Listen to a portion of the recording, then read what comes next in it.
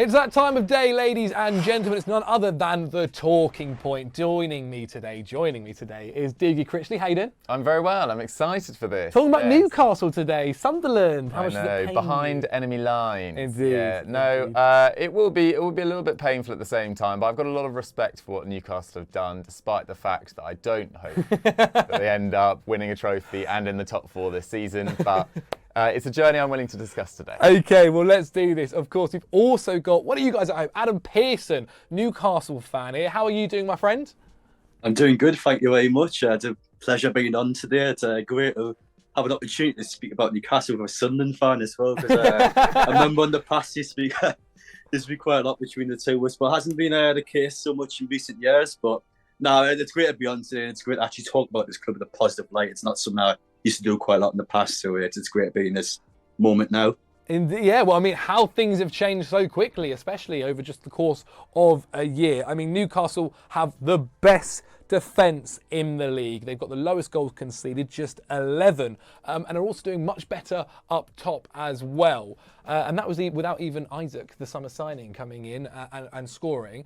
Quickly, before we kind of move on to how Newcastle can make sure they can confirm their place in the Champions League at the end of the season, Adam, what do you think has been the biggest changes so far that Eddie Howe has done? Because I know there's been a lot of talk about the guys that he's brought in Bruno and that, but he's also managed to get a lot out of players that weren't necessarily performing previously. Well, yeah, that's the thing. Eddie Howe, he's been able to utilise his players and get the best out of everyone. Obviously, Joe Linton, one of the two key players here, constantly at the club, players that were here under a previous ownership. We couldn't get the best out of them, get the best conditions out of them. So to see firsthand now what Eddie Howe can do with his players, how consistent Newcastle is as well.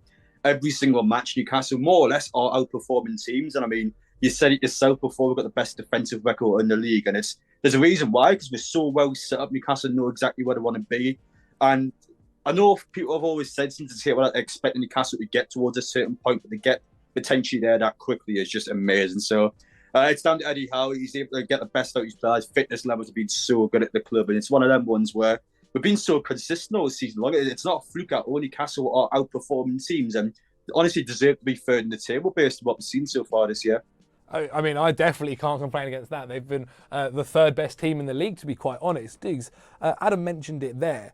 What do you think kind of the biggest changes have been for Newcastle? And do you think maybe, are you shocked that they are third in the Premier League? Did you expect it to be this quick? Or did you maybe think of an 8th place finish maybe this season and then to kind of build on that going forward? Yeah, I think when I did my predictions at the start of the year and not with my Sunderland hat on, I think I had them 8th, and I thought that would be a great season for them. I think they have overachieved at the moment, and people will talk about the money that they've spent, but you know, Isak and Bruno Guimaraes cost a lot of money, which they did, but actually, as Adam so rightly points out, it's the improvements from the lesser known players and the players that weren't in such good form under previous regimes, and also fairly cheap signings as well. Trippier didn't cost a whole lot. Dan Burn didn't cost a whole lot. Nick Pope didn't cost a whole lot. Sven Botman was a little bit more, and after easing him into the side, he's made a massive difference alongside Fabian Schär, who looks like one of the best centre-backs in the league this season. So you've got to give him massive, massive credit for getting a bigger tune out of the players that he did before. In terms of the key factors around the sort of success of them this season, I think St James's Park plays a massive role. Huge. As much as it pains me to say as a Sunderland fan, it does have a brilliant atmosphere. Northeastern football fans are incredibly passionate, and it's turned into an absolute bear pit to go to. Less so on Sunday, where I think they were slightly, maybe recovering slightly from the excitement of last week and getting through to the Carabao Cup semi-finals, and a slightly weaker performance against Fulham, but to still get the 3 points in that game against a Fulham side that have been full of confidence, that have just beaten Chelsea fairly comfortably, just showed that there's so much about this side. And one defeat in 19 games so far this season, they can't be knocked. And by expected points, as Adam says, they deserve to be third. Yeah, it's outrageous. I think Newcastle now is not a team you want to be facing no matter who you are. Okay, then let's get into this because we've complimented Newcastle enough. Let's talk about how they can make sure they can guarantee Champions League places at the end of this season. I'm sure, Adam, you weren't expecting that to be said at the beginning of the campaign. Now, one of my biggest concerns, I think, are the injuries. Adam, how do you feel currently about injuries? Obviously, you are going far in the Carabao Cup. There's only essentially 2 more to 3 more games left, depending on what happens in that. Do you think that's maybe one of the biggest concerns? Obviously, Bruno got a little bit of a knock. When he's out, the midfield does feel a lot different without him, doesn't it? Well, yeah, definitely. I think the injuries is probably Newcastle's biggest downfall this season. You've seen it against Fulham. Bruno comes off a hard time. Thankfully, from the news that came out today, it looks like it's only going to be a short-term injury, which is ideal for us. But it just reminds you of what happens when these key players get injured. Imagine like Nick Pope, Trippier, Bruno, these sort of players get injured. You've seen it with Callum Wilson this season and Isaac. I mean, these players, they will pick up injuries. It's that simple. And I think going forward, it's going to be Newcastle's biggest grace or biggest downfall this season. It's going to be heavily dictated on injuries. So I believe now in this transfer window, it will be wise for the club to invest while they still can. But yeah, injuries is definitely going to be Newcastle's biggest problem if they want to try and get a top 4 position in the league, because you get a couple of key injuries that build up over time, especially the impact still in the Carabao Cup as well. Just a couple of injuries at once, and it's going to have a negative effect on the squad, and that's when you can get a couple of bad results coming in. But so far, we've dodged it for the most part, but it's going to pop with us some point. You know, every team to get injuries, so it's going to be our definite biggest problem if they do start popping up all at once. Yeah, I mean, look at Liverpool, look at Chelsea, so on and so forth. They are really struggling. Dude, Adam I mentioned there with the transfer market, January is a time to make a statement. I know obviously with FFP they can't go splurging too much, but what do you think are the positions they need to go and try and get at least back up in, possibly, if they're not a starter? Yeah, I mean, I think when you're trying to build a Champions League club like Newcastle, you can't really afford to have a window where you don't make serious strides, or at least sign 1 or 2 quality players, if not necessarily just for the starting 11, but improving that depth. I think particularly in fullback areas that are really weak behind their first choice, and Dan Burn is doing a phenomenal job as a left-back this season, but he's actually a centre-back, really. So that's not even a natural fit. And I think between Kraft, Jamal Lewis and Javier Manquillo, I think they played 20 league minutes this season. So it does feel like an injury to particularly Kieran Trippier, who's probably been the outstanding right back in the league this season, could have a massive, massive impact. And there's a player in Borussia Dortmund, and Rafael Guerreiro, who is 29 now, but he's out of contract in the summer. He can play at left back and central midfield, which I think is another area we'll probably get on to talk about. And he's out of contract in the summer, as I say. And I think he'd be an amazing addition to Newcastle. He's a fantastic technician. Not necessarily the strongest defender, but he could play sort of similar to the role Zinchenko plays for Arsenal so effectively. And I think that would help them, concede far fewer chances on the counter-attack and dominate the ball. He's also a magnificent free kick taker. In terms of technical quality, he's been one of the best in the Bundesliga for a number of years now. And he's available on a free. Now, that seems like a sort of smart move. Given the fact he's got a reputation as a slightly below par defender, that'd be a nice mix up with Dan Burn as well, who's obviously such a strong defender, particularly in the air and on the ground. So that would seem like a smart addition. And then I think, interesting to hear Adam's thoughts on this as well. I think central midfield has to be the area to look at going forward, because if they're planning on playing Joe Linton and Bruno Guimaraes as the 8s long term, I think you can look at an improvement to John Joe Shelvey once you get into the Champions League next season, if they do so. And I think a player they could look at is Edson Alvarez from Ajax as well. He's been linked with a lot of clubs over the last 2 years, really, actually. Didn't get that move to Chelsea. Doesn't feel like that move's now going to happen to Chelsea, because you're now more linked with Moses Caicedo by the looks of things. Who aren't we linked to? Exactly. But Edson Alvarez is a phenomenal all-round player, really thrived under Erik ten Hag, and is one of the few Ajax players to really carry his form into this season as well. So he's definitely a player they could look at. Interesting. I mean, 3 or 4 other players as well that Newcastle have been linked to, Adam. 3 of them are Chelsea players: Ruben Loftus-Cheek, Ziyech, Gallagher. Another one that came out as well was Scott McTominay. What do you make of those rumours? Or do you kind of prefer maybe more of Fugi's thinking, a bit more continental? Well, I probably would have to look a bit more continental in a minute, because, for example, with Chelsea, obviously, I'm sorry to take a little bit of a dig at you here. Oh, go ahead. Newcastle are 10 points above them in the table. It's one of them ones where you would think, well, if Chelsea need to offload players, like, why would they give them to Newcastle? Because it's going to benefit us more, which is going to be a negative point of view for them. I know you just spent a good amount of money on 2 new players there, but ultimately, are they really going to sell to Newcastle? At the same time, would Newcastle want those players? Now, personally, in my opinion, I like Gallagher quite a bit. He was really good for Palace last year on loan. I think Ziyech as well can do quite a decent job, but I mean, Newcastle's best bet, I think, will be to get players abroad. I've looked at all those sort of players. I know you said before about Edson Alvarez.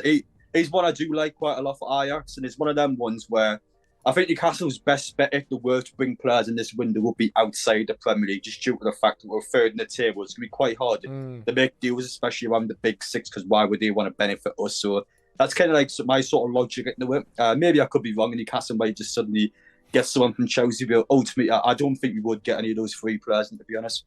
No, I think it's a really good point, especially when, as you said, you're above a lot of those teams. The idea that you're competing with the likes of, as you mentioned, Caicedo, who's been looked at by Liverpool, Chelsea, Manchester United, just speaks volumes to how far you've come. The one thing as well, Adam, that I do want to come to you is Almiron, and I'll admit this, is a player that I've numerous times said that I think his hot streak's going to end. It's surely going to end this week. No, it will end this week. The next week after that. Do you think he's a guy who can keep you going for the rest of this season in that kind of right wing spot? Do you think he can keep scoring the amount of goals that he is? Or do you think it would be maybe wise to also look at possibly getting cover or even competition for that position? Well, I think anyway you would need competition or cover in that area, because if anyone gets injured, I haven't really got anyone to go. And I know St. Maxwell can play both sides, but he's more preferred the left-hand side. So if anyone gets injured, I think Jacob Murphy will have to start for Newcastle, and he's not a player that can really see scoring 9+ goals, to be honest. So I think with Alan Warren as well, though, I mean, last season, most Newcastle fans would say that we didn't really expect to be a long-term player. He scored once in 36 matches, which is just nowhere near good enough for an attacking player. So the same doing so well this season is incredible fun, because he's a player whose work rate just, he continues 90 minutes, just runs all match long for Newcastle. So the same actually put the ball in the net and to really start gaining some momentum is brilliant. Obviously, I know a lot of people are joking about the Jack Greenish situation in the summer, but it's great to see Almiron actually come out and then start putting those goals away. And he deservedly got the player of the month all the way back in November. So I think for us, yes, we definitely do need to get some cover in there. And as for Almiron's form, I mean, there's no reason to say why he wouldn't continue. He's still playing really well. He hasn't scored in a few matches, but he's still continuing to create chances. And he's somebody that doesn't seem to be stopping, to be honest. I can't see this guy stopping at the minute. So I think it is important to get the squad dip in there. But as for his form, I don't see it stopping, to be honest. I still think he's got a good amount of goals left in him. I mean, I'm jumping fully now on the Almiron hype train. I'm a believer. Diggs, then, finally, before we get Adam's final thoughts as well, do you think Newcastle can make the Champions League? Do you think at the end of the season they will be in that top 4 and maybe even third? I think at the moment it's difficult to bet against them. I mean, 1 defeat so far this season, maybe a few too many draws in there, but the way that Spurs are playing at the minute, the way that Chelsea are playing at the minute, the way that Liverpool are playing at the minute, it doesn't feel like there's going to be much competition there. I mean, really, in terms of how well, if you compare how well Spurs and Newcastle have played over the last 10 games, it's really chalk and cheese. Yeah. Newcastle control games, they control the scoreline, they start well, which is crucial. Spurs rarely do that. And as we said, not just the best defence in the league, but the second best defence in Europe. And I think it's all based around the work ethic that Eddie Howe has instilled in this team. Those 4-3-3, but those two either side of the striker drop so deep, they are working so hard, they are pressing so hard. I think they're the third best in terms of passes per defensive action, so how few passes they allow the opposition before they make a press. And it feels like over the next 12 months, what the issue is going to be for Newcastle is signing players that fit their mould of how they already play and who are hungry enough to really go and perform there and really drive them forward as they look to, make the most of this amazing opportunity they've got as the richest club in the world. So if I was a betting man right now, I'd be very surprised if Newcastle didn't finish in the top 4. Wow. Okay, Adam, finally then, Newcastle finishing the top 4. Is it happening? Well, at the minute, again, I mean, we're 5 points clear. Tottenham will play the same amount of games. There's no reason why you can't suggest that Newcastle won't finish in the top 4, but I think it's going to heavily dictate into things. I think it's going to be injuries, the first one. If us playing in the Carabao Cup, potentially making the final if we can get past Southampton, it's definitely going to keep building up and up until eventually some players will get injured. And I've said it before again, your likes of Bruno, the Trippiers, Nick Pope, any of them get injured, and Newcastle's going to be in quite a hard time. But that's one of the key areas as well. And just the second one for me, I think more in recent games, if you watch Newcastle on a weekly basis, we're not converting chances enough. I think especially in the first half. Now, I thought we did dominate Fulham and deserved to win the game, but I know you've seen Mikovic's pen, like how he took that illegal touch and we could have lost 1-0. So it's one of them ones where we're creating a lot of chances. We just can't seem to find the back of the net at times. So I think that's very important. We've got to get that going, especially in the first half. But I think we can get at least top 6. I'm going to say. I think at the start of the season, I didn't even suggest us getting into the top 8, to be honest. But so far, we're 5 points clear in the top 4. I mean, if we don't finish at least in the top 6, I think it will be disappointing our point of view. But I'll still be amazed if any European football viewers. I'm not going to get too cocky, but I mean, there's no reason at the minute to suggest why Newcastle can't finish in the top 4, but I'm still going to be a bit of a pessimistic and say top 6 personally. That's fair enough. No, fair play. Well, there you go. Obviously, as well, Isaac's back too. He could be the guy to put the ball in the back of the net. Adam, thank you so much. I really appreciate you jumping on. I'm sure if you guys at home want to check out Adam, I'll put all of his details in the description below. Doogie, thank you very much. Pleasure. Let us know what you think of Newcastle as well in the comments below. Can they make the top 4? And if so, what do they need to do to guarantee it? Let me know down there. If you've enjoyed the video, like it, click on screen right now for some more Football Daily content. And as always, guys, don't forget to subscribe to Football Daily.